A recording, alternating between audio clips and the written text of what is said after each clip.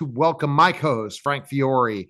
Frank, how are you? FrankFiore.com. I know you're excited about our guest, and you're more knowledgeable about Carl Jung than I am, right, Frank? Well, I'm knowledgeable to the extent that he was all the rage in the 60s and the 70s, because he came up with it with the antithesis of the standard psychiatrist of the time, and he came up with different ideas. So I'd like to ask her. But let's introduce her first. Velva Lee Harity. Oh, Velva, you're the author of which book? Show our listeners and viewers this. It was published in '07, and it's still in print. I'm sorry, 2013. It's still in print. I'm still selling it. It's still on Amazon. It's called The Dream Belongs to the Dreamer. Okay. And it's my professional legacy, but it's turned into more than that. I didn't write it for money. I wrote it to leave a legacy. And the next thing you know, other things happened. So We appreciate you thank coming you. by. That's great. Synchronicity for you. Yes. Go ahead, Frank, with your first question for Velva. yeah. What did Jung came in with his concept of synchronicity? How was that different, or his philosophy was different from the standard one at the time? Well, there wasn't a standard one at the time because he created the term. Synchronicity is a Jungian term.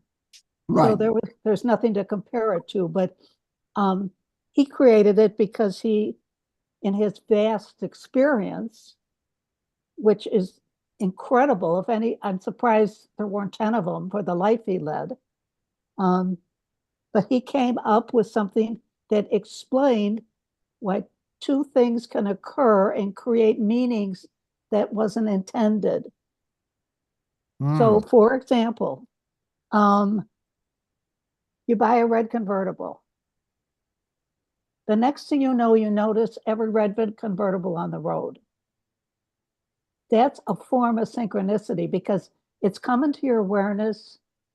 It's in your conscious, and synchronicity, a lot of it is about consciousness.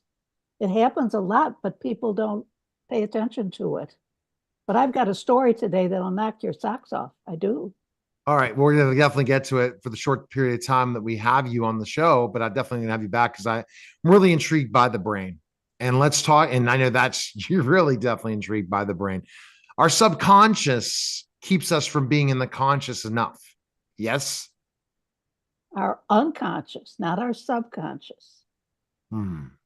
There's actually, he has 6 levels because he was picky, he was very definitive and nuanced. But we have our conscious, our subconscious, and then we have our unconscious. And the unconscious is the one that runs the show. Always. That's different. I've not heard that.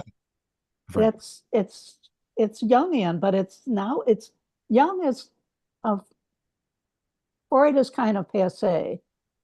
The problem with Freud is he stopped at the Oedipal. So Jung started to say, hey, what about old age? What about the 20s? What about everybody else is what he began to question. And just like the son leaves the father, Freud sort of adopted Jung. They were the only two, imagine being the only two people in the world that spoke the same language. So that's very seductive. And, but Freud was very hard-lined about this, his theory being sexually driven, what we call the drive theory. But Jung kept saying, what about everything else? And eventually that question got to be like picking a scab, So their relationship ended after 13 years. Wow. Oh my goodness. Yeah. Okay.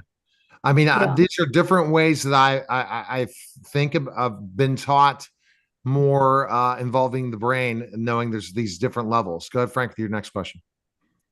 Okay. Can you give us another example of synchronicity? I'm going to give you a beautiful one. It's why I wanted to be on the show today. you know LinkedIn, right? Everybody knows LinkedIn, right? I go on LinkedIn maybe twice a year. And on March 7th, the afternoon of March 7th, I went on LinkedIn. I was on for exactly 2 minutes. A person, a total stranger to me named James Kernan, comes on and says, I'm looking for somebody to author a book. 3 seconds later, I'm saying, I can do that. The day later, we're on Zoom. Wow. 3 days later, I've got the contract to author the book. I'm sorry, to edit the book. Mhm. But it got better. I am now in he's many things, but he's a coach, advisor, and mentor. He runs the $1 Million Guys. He's got his own $1 Million group. But he's such a humanist, and he's so into the idea of work being more meaningful to a man. You know, and he coaches and gets these guys. They're all small business owners. And, you know, we all know how much help every small business owner needs.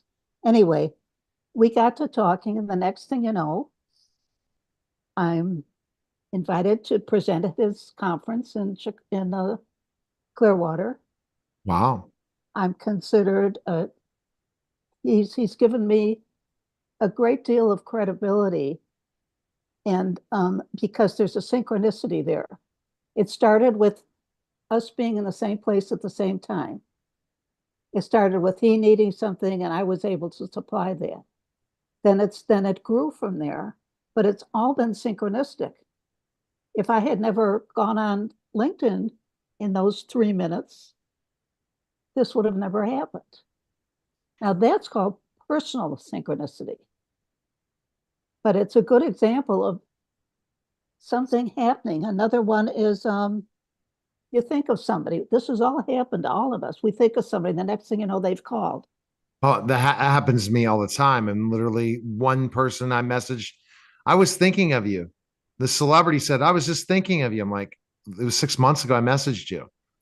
What the heck's going on here? I just decided to message you, and then you just thought of me at the same time I messaged them. That synchronicity. It's meaningful. It's meaningful to both of you. It creates there's another element of Jung that I think Frank would like. It's called the transcendent function. This is important. We all have it, but nobody knows about these things because there's not a lot of education out there about Jung. I can tell you why in another story, but the bottom line is there's something called the transcendent function. In lay terms, you would say the light bulb moment. But what the transcendent function is really when your feelings and your ideas meet. That's why it's called a light bulb. Now, I want you to all believe me when I tell you this. I've had my clients go to bed with an intention. They want something or they need to know something. And I say, just ask yourself to have a dream. Hey, dream about this. Give me an answer. I need to know.